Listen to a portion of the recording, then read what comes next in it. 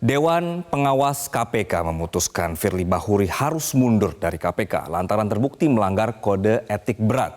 Sementara itu meski sudah 3 kali diperiksa penyidik Polda Metro Jaya sebagai tersangka pemerasan, pensiunan Jenderal Bintang 3 itu belum juga ditahan.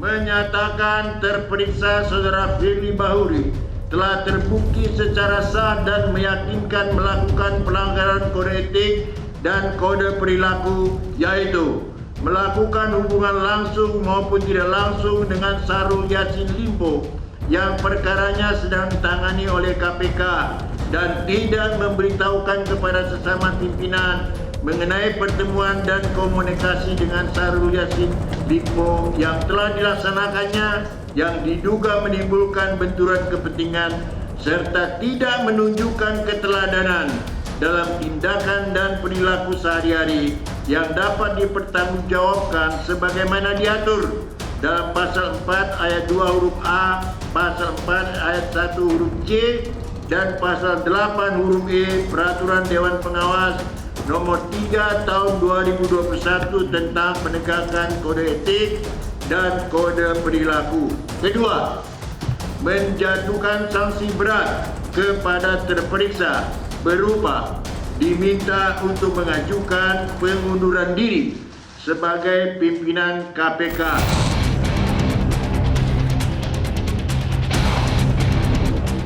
Firly Bahuri wajib mundur dari KPK.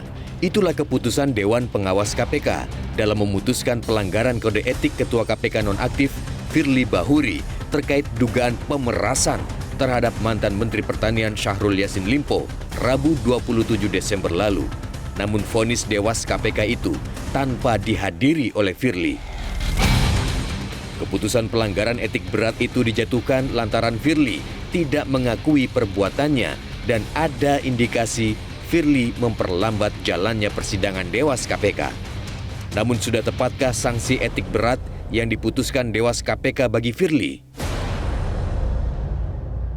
Saya kalau bisa menilai dari 1 sampai 10, keberpihakannya kepada keadilan itu masih skalanya 6,5 ya. Mereka nggak tegas sama sekali untuk menegaskan bahwa sebenarnya kalau kita mau bicara efek jerah, kan ini berpotensi juga untuk kemudian bisa terjadi pada periode-periode yang akan datang. Kita kan tidak mau ini berulang gitu.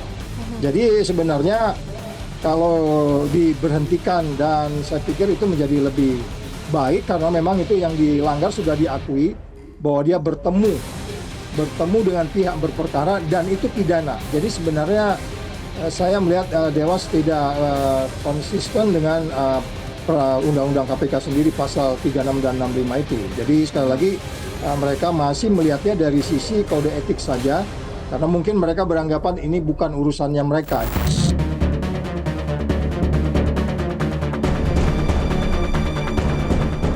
Di hari yang sama, Firly menjalani pemeriksaan sebagai tersangka pemerasan terhadap ex-mentan Syahrul Yassin Limpo setelah pekan lalu mangkir.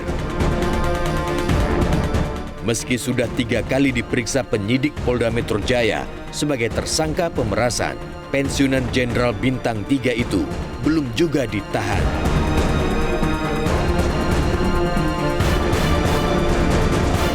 Sudah cukup lebih dari cukup karena diuji juga keras, sudah terbukti.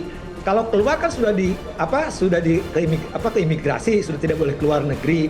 Menghilangkan barang bukti kan dia tidak hanya menghilangkan, tapi kata di KUHP pasal 21 itu merusak atau menghilangkan.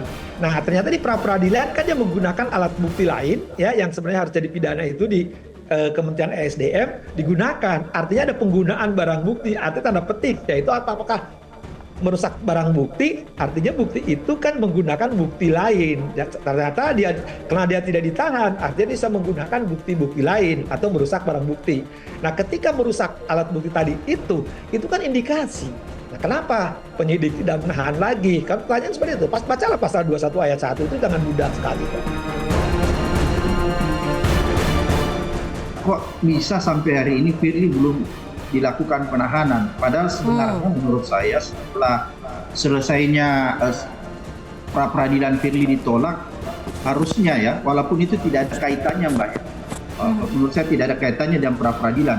Bahkan menurut saya pihak kepolisian sudah bisa melakukan penahanan sebelum ada putusan pra peradilan juga itu sudah menjadi sesuatu yang wajib dan seharusnya dilakukan menurut saya. Tapi sampai detik ini kita lihat itu belum dilakukan. Padahal menurut saya ini berbahaya sekali. Kenapa berbahaya? Karena kalau kita lihat kejahatan yang dilakukan Firly, kalau kita lihat tingkatan ini kan salah satunya misalnya pemerasan, kemudian gratifikasi, penyuapan.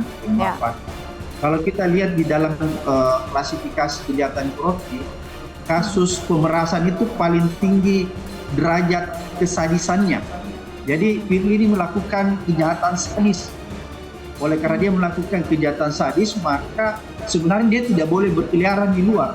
Berbahaya kalau dia berkeliaran di luar. Dia bisa mengulangi lagi kejahatannya, bisa menghilangkan barang bukti, bisa memperlambat atau menghambat jalan pemeriksaan, dan masih banyak lagi tindakan-tindakan yang berbahaya.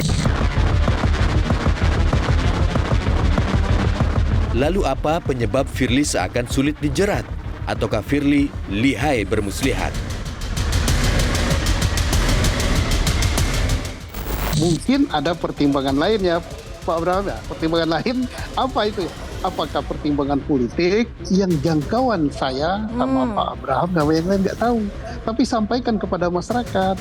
Atau ada pertimbangan faktor X. Nah inilah yang bisa dijawab oleh penyidik. Ada faktor X. Gitu. Nah faktor X itulah yang harus dijelaskan oleh penyidik. Apa itu? Nah kalau faktor hukum tak perlu, putusan pra peradilan sudah, tersangka sudah, lain sudah disampaikan oleh Pak Abraham tadi. Nah faktor X itu nggak perlu ditutupi, ada apa? Dewas KPK sudah menjatuhkan sanksi. Nasib Firly kini berada di tangan polisi.